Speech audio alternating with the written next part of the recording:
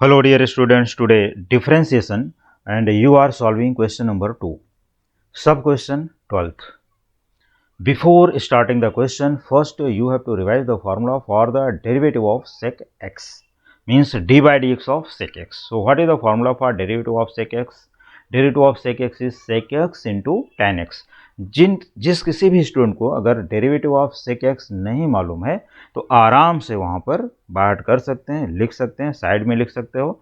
यहाँ पर साइड में जगह है, वहाँ पर लिख लो, अपने पेज पर लिख लो। क्या लिखना है? D by d x of sec x equal to sec x into tan x, but it is functional question. Here you have to write your formula in terms of composite function, means जहाँ पर sec x लिख रहे हो उधर sec fx लिखो और मैं and में फार्मूला बताऊंगा। लेकिन अभी के लिए स्टूडेंट फार्मूला खुद से जनरेट करें, अपने आप से फार्मूले को जनरेट करके मुझे बताएं कि फार्मूला लिख चुके हैं या नहीं लिख चुके हैं। और ट्रिग्नोमेट्री के भी फार्मूले साथ में हमें प्रैक्टिस करना ही पड़ेगा, क्योंकि ये है डिफरेंशिएशन और डिफरेंशिएशन का यूज़ सभी कॉम्पिटिटिव एग्ज़ाम में, ऑलमोस्ट जितने भी हायर लेवल के कॉम्पिटिटिव एग्ज़ाम्स हैं वहाँ पर सभी कॉम्पिटिटिव एग्ज़ाम में डिफरेंशिएशन आने वाला है। और special preparation for JEE advanced and CET other exams, जो भी है, कोई भी एग्ज़ाम है जिसका भी सीईटी एग्ज़ाम है उसके लिए डिफरेंशिएशन एंड फर्दर चैप्टर्स जो भी इसके साथ अटैच्ड चैप्टर हैं, जैसा कि integration, indefinite, definite integration, applications of derivative, differential equation, applications of differential equation and others, you can solve easily by using differentiation formula and other formulas. तो चलिए आज का लेते हैं क्वेश्चन नंबर 12th, क्योंकि स्टूडेंट ऑलरेडी क्वेश्चन नंबर 11 तक complete कर चुके हैं। तो यहाँ पर भी क्वेश्चन नंबर 12th जो है, let y equal to sec of tan x raise to 4 plus 4। बहुत ही क्लियर क्वेश्चन है।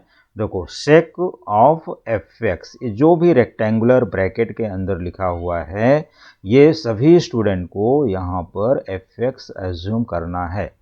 क्या एज्यूम करना है? F x. You have to consider f x as tan of x raise to 4 plus 4। Now differentiating with respect to x, अब differentiating with respect to x, तो derivative of y is dy upon dx, and d by dx of sec fx is sec fx into tan fx into d by dx of fx। तो अब समझ जाओ student यहाँ पर कि सेक derivative of sec fx का formula क्या बनेगा और किसका कंपोजिट फंक्शन लेना है। किसका लेना है? fx, जिसको हम लोग यहाँ से लेकर यहाँ तक फॉर्मूले में f डैश x लिखते हैं, तो यही है f dash x। But consider f x as tan of x raise to 4 plus 4। तो हम लोग जब जैसे इसका डिफरेंशिएशन करेंगे d by d x of sec tan of x raise to 4 plus 4, ठीक है, जैसे हम इसका डेरिवेटिव लेंगे, डेरिवेटिव कर देंगे, तो यहाँ पर आएगा sec of tan x raise to 4 plus 4 multiplied by tan x raise to 4 plus 4 into d by d x of tan of x raise to 4 plus 4। तो ये टर्म हमारे पास इजिली आ जाएगा। इसके बाद therefore d y upon d x equals sec tan of x raise to 4 plus 4 into tan x raise to 4 plus 4 into, अब देखो derivative of tan x raise to 4 plus 4 becomes sec square x raise to 4 plus 4 into d by d x of, अब यहाँ पर जो हमें derivative करना है तो जो हमारा यहाँ फंक्शनल फार्मूला बनेगा वो हो जाएगा x रेज टू 4 प्लस 4। तो इस तरह से हम लोग यहाँ तक पहुँच गए। तो एक एफ एक्स, जैसे हमने यहाँ पर क्या किया, d by d x of tan x raise to 4 plus 4, तो its differentiation is sec square x raise to 4 plus 4 multiplied by derivative of x raise to 4 plus 4। तो इसका डेरिवेटिव भी हमें करना बाकी है। इसको जैसे ही डिफरेंशिएट कर देंगे तो हमारा डेरिवेटिव का प्रोसेस कंप्लीट होगा। उसके बाद प्रोसेस स्टार्ट होता है सिंप्लीफिकेशन का। तो जैसे ही सिंप्लीफाई करेंगे यहाँ पर, वो सिंप्लीफाई करके आराम से क्वेश्चन को सॉल्व कर लेंगे। तो देखो यहाँ पर आता है sec of tan x raise to 4 plus 4 into tan of tan x raise to 4 plus 4 will be same into sec square x raise to 4 plus 4 also same derivative of x raise to 4 is 4x cube. तो यहाँ पर formula apply कर दिया गया x raise to n। कौन सा formula apply किया गया? x to the power n के लिए। और derivative of a constant term you know very well, no problem here, its derivative is 0। So 4x cube plus 0।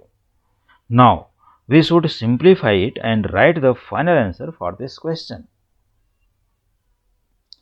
Therefore dy upon dx equal to 4x cube. सबसे पहले हमने क्या लिखा? यही term को 4x क्यूब, 4x क्यूब आ गया into sec square x raise to 4, means ये टर्म को भी पहले लिखा गया, into sec of tan x raise to 4 plus 4 into tan of tan x raise to 4 plus 4, और रेक्टेंगुलर ब्रैकेट को यहाँ पर क्लोज कर देना है, क्योंकि यहाँ से ये पूरे इसके टर्म एक ही हैं और ये यहाँ से इसका टर्म एक है, मीन्स जिसको हमने fx अज्यूम किया था तो कंप्लीट हो गया। तो इस तरह से एक बहुत ही अच्छा क्वेश्चन कंप्लीट हुआ और बहुत ही अच्छा आंसर उसका आया, जो कि कॉम्पिटिटिव एग्जाम में सेम इसी फॉर्म में दिखेगा। इन केस अगर सपोज करो यहाँ पर हम लोग कुछ चेंजेस करते हैं तो ये होगा 1 upon cos of tan x raise to 4 plus 4, और यहाँ पर साइन अपॉन कॉस। तो कोई फार्मूला यहाँ पर जनरेट नहीं होगा, कोई न्यू फार्मूला नहीं बनेगा। तो हम लोग यहाँ पर सिर्फ और सिर्फ डिनोमिनेटर में कॉस स्क्वायर के टर्म को ला सकते हैं, क्योंकि कॉस स्क्वायर का टर्म कैसा आता है? tan of x raise to 4 plus 4 के साथ, इसलिए उसका इससे कोई रिलेशन नहीं होगा। तो यहाँ पर हम लोग इसको कॉस स्क्वायर को या सेक स्क्वायर को 1 अपॉन कॉस स्क्वायर में चेंज नहीं करेंगे। तो वो डिपेंड करता है इन केस, जैसा कि हम कोई कॉम्पिटिटिव एग्जाम में बैठे हैं और ये आंसर यहाँ पर नहीं है। सपोज कर लो कि डिनोमिनेटर में cos square x raise to 4 plus 4 दिया है, तो इसको कॉस स्क्वायर में कन्वर्ट करोगे 1 अपॉन कॉस हो जाएगा। और अगर कॉस स्क्वायर का term tan of x raise to 4 plus 4 के फॉर्म में है तो ये 1 अपॉन कॉस होता है और यहाँ साइन अपॉन कॉस होता है, और जिसमें दोनों में डिनोमिनेटर कॉस का टर्म सेम होगा तो मल्टीप्लाई हो जाएगा। तो ये टर्म को हम लोग वहाँ पर अपने ट्रिग्नोमेट्री के फार्मूले से एक्सपैंड करके चेक करके देख सकते हैं कि अगर कॉम्पिटिटिव एग्जाम में कुछ भी चेंजेस होता है, कुछ ट्विस्टिंग होती है, तो वहाँ पर आसानी से सॉल्व कर सकते हैं। तो हमारे जितने भी स्टूडेंट हैं वो आराम से इस क्वेश्चन को ट्विस्ट करके नहीं सॉल्व करना है, बल्कि इसके आंसर को ट्विस्ट करके देखना है कि इसके कितने पॉसिबल आंसर्स हैं, डिफरेंट फॉर्म्स कितने पॉसिबल हैं। तो एक तो सामने स्क्रीन पर है, दूसरा इसको हम कॉस के फॉर्म में लिख सकते हैं, और तीसरा आंसर है सिर्फ और इन दोनों को साइन अपॉन कॉस में चेंज करें और इसको 1 अपॉन कॉस में चेंज करें, तो जैसा भी आंसर होगा वहाँ पर हम लोग उस फॉर्म में उसको लिख सकते हैं। तो आंसर ट्विस्टिंग और अदर टर्म्स ये तो स्टूडेंट को आराम से आते हैं, कर सकते हैं और देख सकते हैं। तो अब आया चांस इसके फार्मूले का। जैसा कि मैंने स्टार्टिंग में ही बताया कि स्टूडेंट को फार्मूले को किस तरह से प्रैक्टिस करना है कि वो ऑटोमेटिकली अपने मेमोरी में स्टोर हो जाना चाहिए। ऐसा नहीं कि हम बैठ करके उसको रट्टा मारते हैं, चलो ठीक है एक दो बार बाहर कर लेना ठीक है, लेकिन वो फार्मूले का यूज नहीं समझ में आएगा, फार्मूले को अप्लाई कहाँ करना है, कैसे करना है और कब अप्लाई करना है। मान लो ये तो हो गई डेरिवेटिव फार्मूले की बात, इसके साथ साथ डिफ्रेंसिएशन का भी फार्मूला आता है, तो वहाँ पर हम लोग उसको कैसे अप्लाई करेंगे, कैसे यूज करेंगे, वो सभी फार्मूले वहाँ पर आने चाहिए। तो आइए अब इसके फार्मूले को भी देख लेते हैं कि इसका जो फार्मूला है वो क्या है। तो इसके लिए जो फार्मूला मैंने यहाँ पर बनाया है कि d by d x of sec f x, देखो यही एफ एक्स था जो tan of x raise to 4 plus 4 question में आया हुआ है। तो sec derivative of sec f x equal to sec f x into tan f x into f dash x, यही है d by d x of f x. तो ये formula यहाँ पर जनरेट कर लेना है और फार्मूले को अपने आप से लिखना सीखो, बनाना सीखो। ऐसा नहीं कि हम फार्मूले को बाहर करते जाएं, कितना फार्मूला बाहर करोगे। तो फार्मूला जैसा ही क्वेश्चन दिखे तो दिमाग में इमीडिएट आ जाना चाहिए कि यही फार्मूला यहाँ पर यूज होगा, और उसको हम आसानी से लिख सकते हैं, प्रैक्टिस कर सकते हैं, फार्मूले को जनरेट कर सकते हैं। तो स्टार्ट फार्मूला जनरेशन। ऐसा है, फार्मूले को हम लोग कैसे प्रिपेयर करें, अपने आप से फार्मूले को लिखना सीखो, अपने आप से फार्मूले को बनाना सीखो। ऐसा नहीं कि फार्मूला कहीं और है और हमने क्वेश्चन को कहीं और पर सॉल्व कर दिया है। तो फार्मूले को बनाना सीखो कि फार्मूला क्या है। तो हमारे पास ये जो फार्मूला है यहाँ पर है, और इस तरह से हम लोग फार्मूले को प्रिपेयर कर सकते हैं अच्छे से, विदाउट लर्निंग, विदाउट रट्टा मारे। तो कोई भी रटने की, रट्टा मारने की ज़रूरत नहीं है। ऐसा नहीं कि उसको लेकर के बैठो दिन भर 2 घंटे ऐसे पढ़ रहे हो लेकिन वो बाहट नहीं हो रहा। बाहट क्यों होगा? क्योंकि इसको जब यूज़ करोगे तब तो बाहट होगा ना। तो चलो आगे चलते हैं क्वेश्चन नंबर 13 की तरफ और वहाँ कुछ नए फार्मूले यूज करते हैं। तो अब हमारा जो यहाँ पर एक बहुत ही अच्छा क्वेश्चन, बहुत important, so important, this question is very very important question और you can say it is most important for the competitive exams as well as for the board exams. ये क्वेश्चन इतना इंपॉर्टेंट क्यों है? क्या है इस question में ऐसी खास बात कि जो ये इतना इंपॉर्टेंट क्वेश्चन मैं इसको डिक्लेयर कर रहा हूँ? तो ये क्वेश्चन को देख करके ही बता सकते हो। देखो, y equal to e to the power log of log x whole square minus log x square. अब ये दोनों में जमीन आसमान का फर्क है। ऐसा नहीं कि हम लोग इसको देख लिए तो यही दोनों का सेम टर्म है, चाहे ऐसा लिखो, नो। अभी इसमें क्या है, ये जो log x the whole square है, तो इसमें अपने सपोज कर लो कि जैसे अभी कहीं पर जाते हो किसी पार्टी में, फंक्शन में, और वहाँ पर सूट कोट पहनते हो, तो ये जो सूट के अंदर इनर पहना हुआ है और ये ऊपर से सूट पहना है, और इसमें क्या है, ये इनर के बाजू में सूट एक साइड में रखा हुआ है, वैसा हो जाएगा फिर।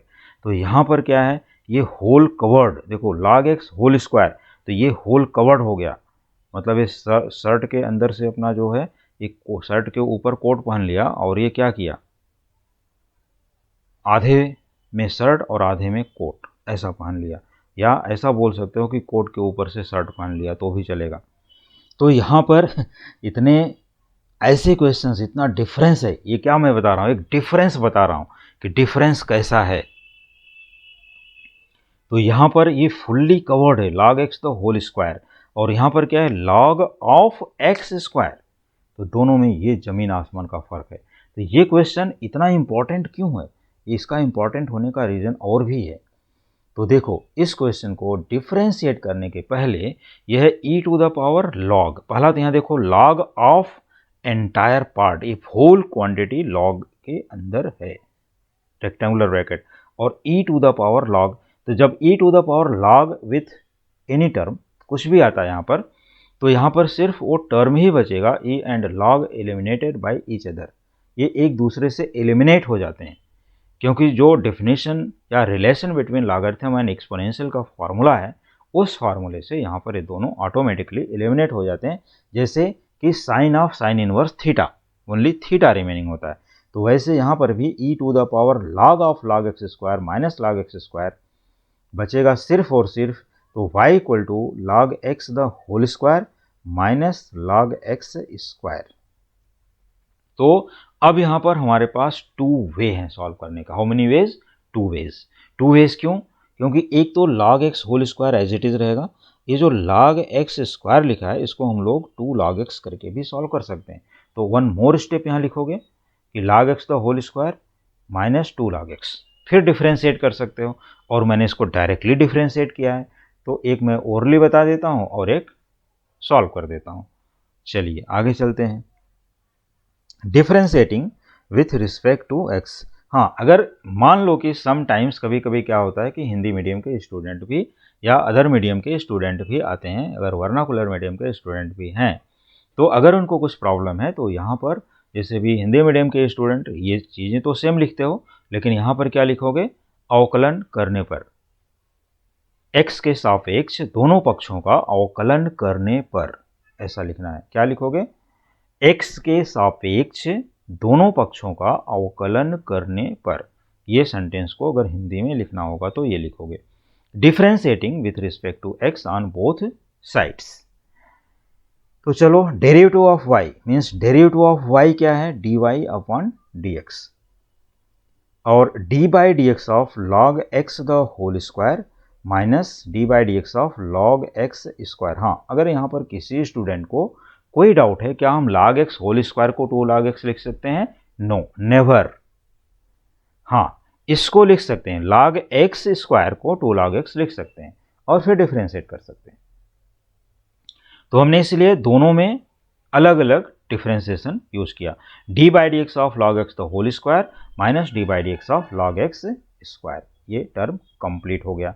अब इसके बाद इनका हम करते हैं डिफरेंशिएशन। अब ये डिफरेंशिएशन क्या होगा, देखो derivative of log x the whole square 2 log x means यहाँ पर हम लोग x रेज टू n की फार्मूला अप्लाई करेंगे और आ गया 2 log x into d by d x of log x, ये तो सबको पता है बाई कंपोजिट फंक्शन।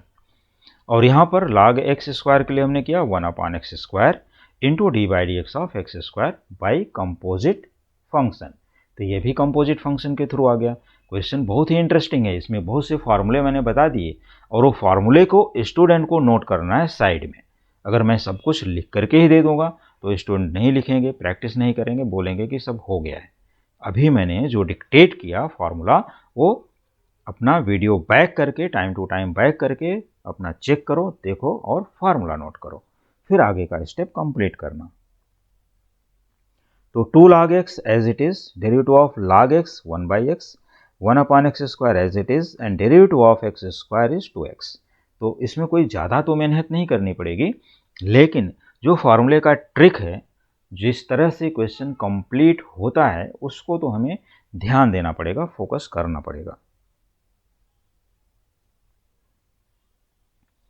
तो अब ये यहाँ पर आ गया 2 log x into 1/x minus 1/x square into 2x। अब यहाँ पर होता है dy upon dx equals 2 log x upon x। ऐसा मत सोचना कि यहाँ पर कुछ कट होगा, nothing. 2 log x into 1, 2 log x upon x, यहाँ पर है x, ये x यहाँ पर आ गया। But here 1 time x cancel हो जाएगा, चलो यहाँ पर एक बार x को कट करते हैं तो यहाँ 2 1 जा 2 अपॉन x। तो ये रहा हमारे इस क्वेश्चन का final answer. But you can write in combined form dy by d x equal to 2 log x upon x minus 2/x। और दूसरा आंसर भी नोट करो, ऐसा नहीं कि only this answer is possible. 2 log x minus 2 entire upon x भी लिख सकते हो, ये दूसरा आंसर है। क्या आंसर है? 2 log x minus 2 entire upon x means x को 1 टाइम लिखोगे और ये अपॉन की लाइन पूरा का पूरा ड्रॉ कर देना है। तीसरा आंसर भी लिखो, taking 2 common log x minus 1 entire upon x, मतलब होल अपॉन x कर दो। 2 कॉमन भी कर सकते हो तो log x minus 1 upon x 1 time, पूरे का अपॉन x आ गया। तो इसके 3 आंसर्स पॉसिबल हैं कि स्क्रीन पर दिख रहा है, 2 आंसर्स मैंने ओरली डिक्टेट कर दिए। ओरली इसलिए डिक्टेट किया कि ये जो कॉम्पिटिटिव एग्जाम्स हैं उसमें आंसर कुछ भी दिया जा सकता है। और अगर एक आंसर और लिखना चाहते हो तो वो भी पॉसिबल है, ये log x square upon x minus 2/x, फिर अलग अलग रहेंगे, या log x square minus 2 entire upon x, ये भी चलेगा। तो अभी हमने टोटल इसके 5 आंसर्स बता दिए इस क्वेश्चन के। ये 5 आंसर में से कोई भी एक आंसर कॉम्पिटिटिव एग्जाम में पूछा जा सकता है। अब ये स्टूडेंट के ऊपर डिपेंड करना है, वो एक आंसर से सीखना चाहते हैं या 5 आंसर के साथ सीखना चाहते हैं। अगर 5 आंसर के साथ सीखना चाहते हो तो लॉजिकली बहुत ज़्यादा इंप्रूवमेंट हो जाएगा, और एक आंसर से सीखना चाहते हो तो सिर्फ वही दिमाग में बना रहेगा कि only 1 answer is possible, others are not possible. Competitive exam में कोई अगर मान लो ट्विस्टिंग करके दूसरा आंसर दे दिएगा तो सोचोगे कि आंसर शायद रॉन्ग है। नहीं, रॉन्ग नहीं है भाई, हमारा दिमाग वहाँ तक नहीं पहुँच रहा है। वो कोई कॉम्पिटिटिव एग्जाम है, वहाँ पर ट्विस्टिंग करते हैं। सोचो सोचो समझो और अपना लॉजिक यूज करो, मैथ्स में यूज करके उसको कंप्लीट करो। और अब इसके बाद बारी आती है इस क्वेश्चन में जो फॉर्मूला यूज हुआ उस क्वेश्चन के लिए हम लोग यहाँ पर आते हैं। स्टार मार्क यहाँ कर दिया हूँ, since e to the power log of fx, ये सिर्फ और सिर्फ एक्सपोनेंशियल और लॉगरिथमिक का एक रिलेशन, नॉट डेरिवेटिव फार्मूला, क्योंकि derivative of log x 1 upon x, derivative of e raise to x, ये सब चीज़ें तो बहुत पहले सीख चुके हो, ऐसा कुछ प्रॉब्लम नहीं है। Derivative of x raise to n, n into x raise to n minus 1, तो ये सब सीख चुके हो, यहाँ पर कोई प्रॉब्लम नहीं है, कोई डिफ़िकल्टी नहीं है, स्टूडेंट आराम से इसको कर सकते हैं। लेकिन जो नहीं कर सकते, जो नहीं फार्मूला मालूम है, वो है ये, since e to the power log of fx। देखो यहाँ डेरिवेटिव नहीं लिखा हूँ, ओनली e एंड log का जो रिलेशन आता है, अगर e raise to log of fx यहाँ कुछ भी हो सकता है, कितना भी बड़ा ब्रैकेट हो सकता है, यहाँ पर प्लस माइनस अपॉन कुछ भी हो सकते हैं ब्रैकेट के अंदर, लेकिन log बाहर है, तो इसकी वैल्यू सिर्फ और सिर्फ fx होगी। मतलब जो log के बाद टर्म लिखा है ब्रैकेट के अंदर, या विदाउट, मान लो सिंगल टर्म होगा तो ब्रैकेट की ज़रूरत ही नहीं है, अगर मोर देन 1 टर्म है तो वहाँ पर ब्रैकेट यूज होगा ही होगा। और वो सिर्फ और सिर्फ f(x) बचेगा। तो यहाँ पर f(x) कोई भी फंक्शन हो सकता है, पॉलिनोमियल, एक्सपोनेंशियल, लॉगरिथमिक भी हो सकता है, ट्रिग्नोमेट्री हो सकता है, अलजेब्रिक हो सकता है, या दूसरा कुछ भी टर्म हो सकता है। तो वो डिपेंड करता है स्टूडेंट के ऊपर कि ये फार्मूले को नोट करें, अच्छे से नोट करें और कंप्लीट करें। ये कंप्लीट करने के बाद ही अगले वीडियो की तरफ एंट्री करेंगे, क्योंकि ये क्वेश्चन को समझो। और जैसा कि मैंने बताया है, स्टूडेंट को अगर और भी ज़्यादा क्वेश्चंस चाहिए तो हमें कमेंट करके बताएं, अपने वीडियो में ज़्यादा से ज़्यादा क्वेश्चंस अपलोड करना चालू कर देंगे। और जो भी न्यू स्टूडेंट है हमारे चैनल पर, वो पहले सब्सक्राइब करें, और सब्सक्राइब करने के बाद वीडियो को अच्छे से स्टडी करें, प्रैक्टिस करें, समझें, देखें, और अगर उनको अच्छा लगता है तो ही सब्सक्राइब करें।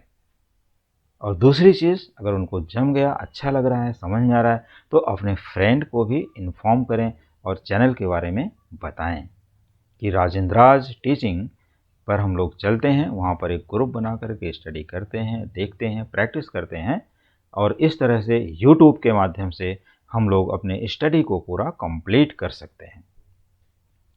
तो यूट्यूब एक ऐसा प्लेटफॉर्म है जहाँ पर आकर के हम अपने सारे डाउट्स फ्री ऑफ कॉस्ट पढ़ सकते हैं, प्रैक्टिस कर सकते हैं, और अपने मन चाहे क्वेश्चन को, मैथमेटिक्स से रिलेटेड कोई भी क्वेश्चन पूछ सकते हैं और उसको सॉल्व कर सकते हैं।